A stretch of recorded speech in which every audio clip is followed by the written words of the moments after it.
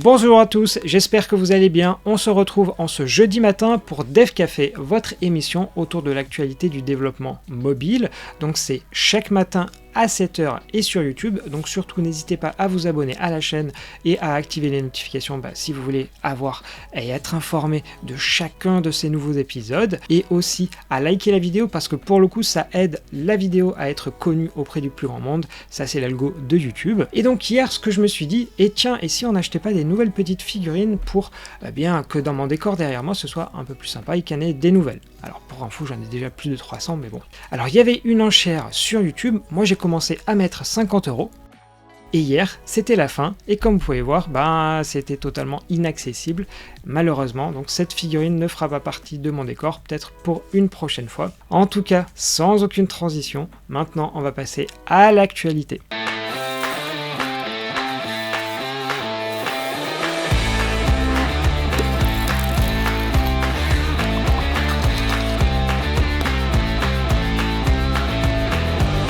On commence ces actualités par une officialisation du côté de chez Apple. Donc je vous en avais parlé, il semblait que ce soit le 7 septembre, et bien c'est en effet le cas.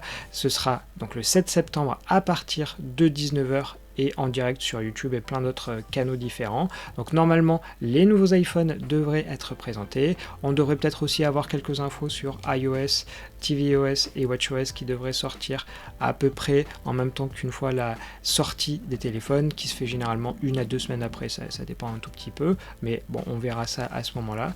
Donc là, comme d'habitude, sur le carton d'invitation, il y a une animation ou une photo, donc là ça a l'air d'être une pluie d'étoiles. Alors je sais pas, maintenant il faut essayer de savoir qu'est-ce qu'ils veulent faire passer comme message. Moi je n'ai pas trop d'idées, mais si vous en avez, n'hésitez pas. Un petit truc, est-ce que ça vous intéresserait ce keynote qu'on le suive en direct ou pas? Je vous fais un petit sondage dans la partie communauté, voilà, donc n'hésitez pas à me dire si ça vous intéresse ou pas du tout.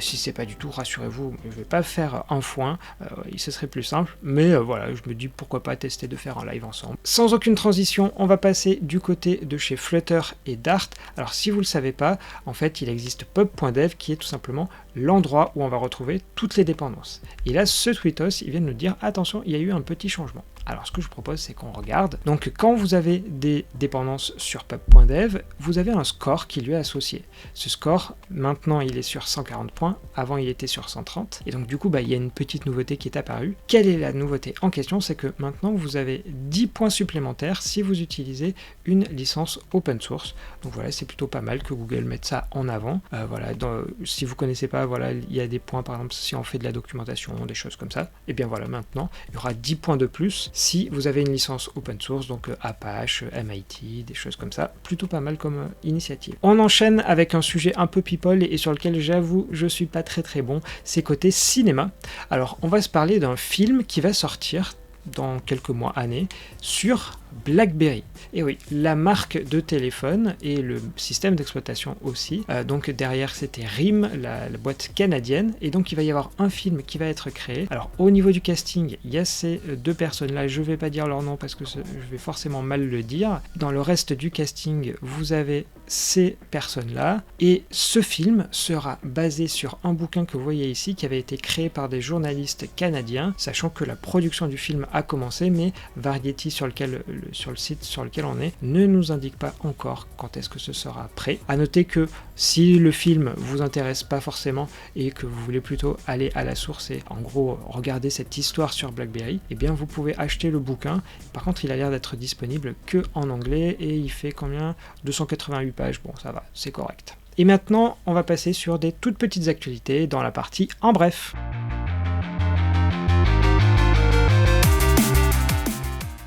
Le groupe NOYB pour None of Your Business vient d'attaquer Google en France auprès de la CNIL pour Gmail.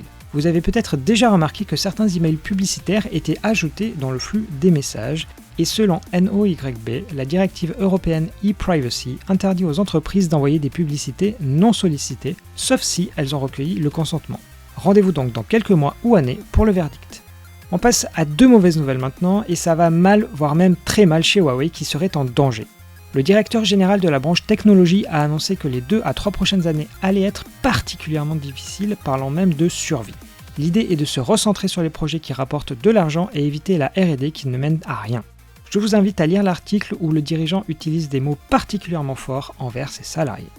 Il indique notamment, et je le cite, « Vous devriez arrêter de fantasmer et de raconter des histoires pour tromper l'entreprise, auquel cas la perte devrait être déduite de votre enveloppe de rémunération. » Autre mauvaise nouvelle pour les boutiques Xiaomi en France puisqu'elles vont fermer. La société qui s'occupait de leur gestion vient en effet de passer en liquidation judiciaire.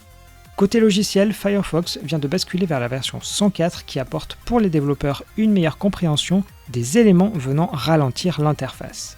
Autre élément intéressant, la possibilité de voir la consommation d'un site.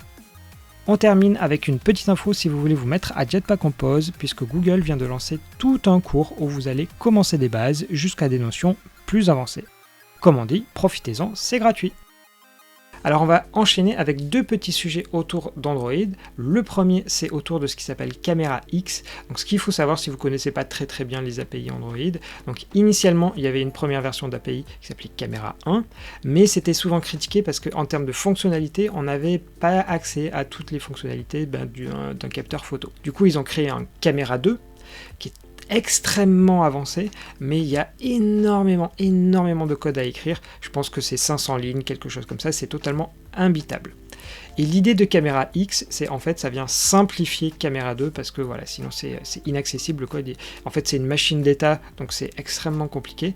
Et Camera X est là pour simplifier les choses. Et une nouvelle version est disponible en version bêta, c'est la 1.2. Et la particularité, c'est qu'elle apporte deux nouvelles fonctionnalités.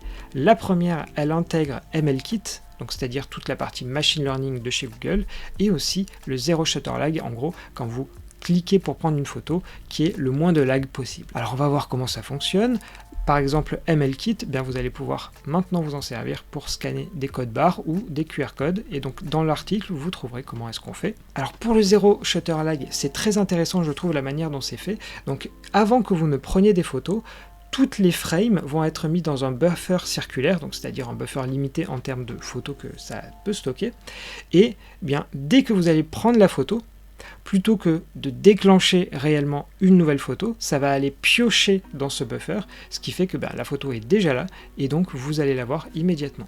Donc c'est plutôt intéressant, c'est disponible dès aujourd'hui dans la version bêta de Camera X.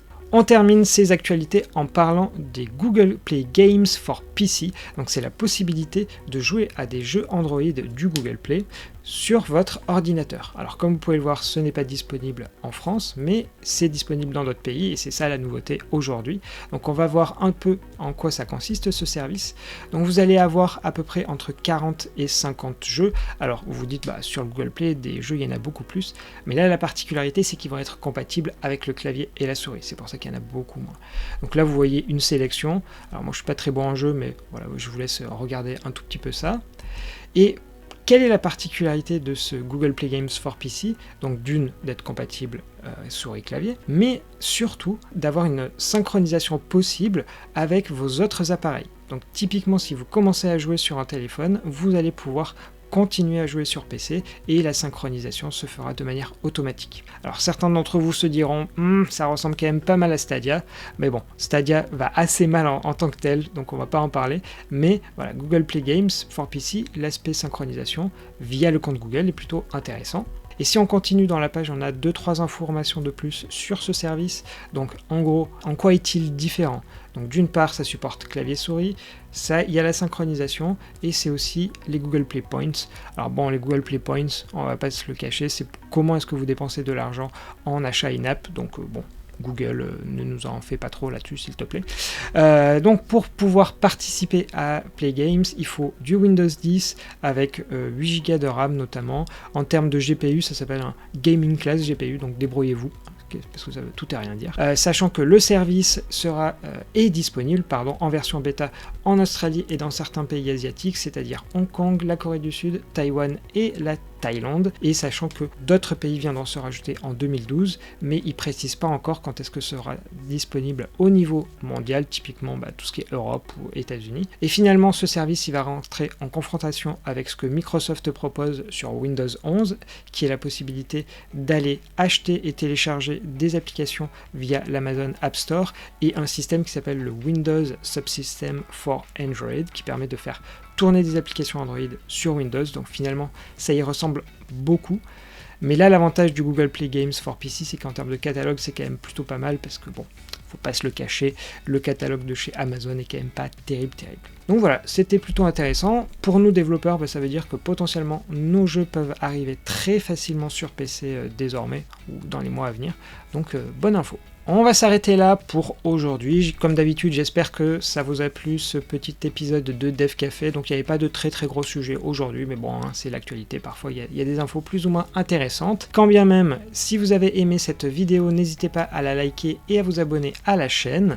Moi, je vous retrouve dès 12h30 pour un tuto sur Android 13 et la manière de révoquer des permissions dynamiques. Donc ça, c'est une nouvelle fonctionnalité qui est apparue. Donc n'hésitez pas à aller le voir, d'autant qu'il y a des trucs un peu bizarres. Donc voilà. En tout cas, moi je vous souhaite une bonne journée, et donc soit à 12h30, soit plus tard, peut-être demain, comme vous préférez. À bientôt!